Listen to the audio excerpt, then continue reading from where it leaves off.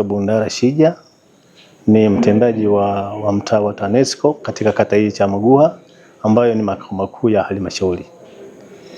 Kupitia mafunzo ambayo tumepewa na kutoka Wizara ya Katiba na Sheria, kwanza tumeyapokea kwa furaha sana, kwa sababu tayari mambo mengi yamekuwa yakiingiliana sana.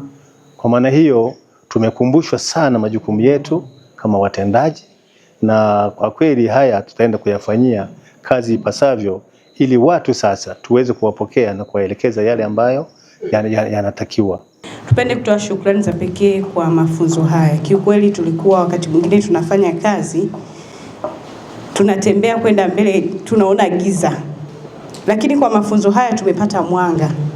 Tulikuwa na watendaji wenzetu ambao ni waajiriwa wapya, na hata sisi ambao tulikuwa tunakaa muda, kuna maswali tulikuwa tunashindwa kuyajibu. Lakini kwa huu mwanzo mzuri, tunaomba tuendelee kupata mafunzo haya. Hata kama sio kila mwaka, hata baada ya miaka miwili tuyapate haya, ili kuweza kutukumbusha tunakaa katika jamii hizi tunazozihudumia.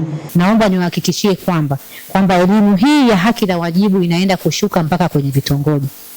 Elimu ya demokrasia na utawala inakwenda kufikia viongozi wa vitongojini kwenye vitongoji vyote vya mkoa wa Shinyanga. Mada hii na uelewa mpana wa madaraka kwa umma, namna ambavyo kiongozi anatakiwa awe, tunaenda kuhakikisha kwamba viongozi, watendaji na wenyeviti kwenye vitongoji vyetu na vijiji vyetu ndani ya mkoa wa Shinyanga kwenye kata zote 130 wanaenda kupata elimu hii. Jina langu ni Prosper Alexander Kisinini, ni mkurugenzi msaidizi sehemu ya katiba katika idara ya katiba na ufuatiliaji, Wizara ya Katiba na Sheria. Leo tupo Shinyanga kwa ajili ya kutoa mafunzo ya elimu ya uraia, utawala bora na ulinzi wa maliasili za nchi. Tunatekeleza jukumu hili kwa mujibu wa hati idhini ya wizara ambayo imetupa nafasi ya kuweza kufanya kazi hii. Inaelekeza kwamba tuweze kutoa elimu kuhusiana na masuala ya sheria kwa umma, lakini pia katika taasisi za serikali.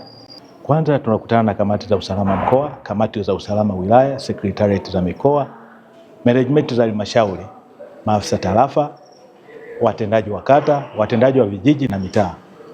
Kwa hao ndio wahusika katika mafunzo haya. Mafunzo haya yamelenga kuwajengea uwezo watumishi wa umma kuhusiana na masuala ya utawala bora, lakini pia yamelenga kuwajengea uzalendo watumishi wa umma. Lakini pia mafunzo haya ni sehemu ya maandalizi ya utekelezaji wa dira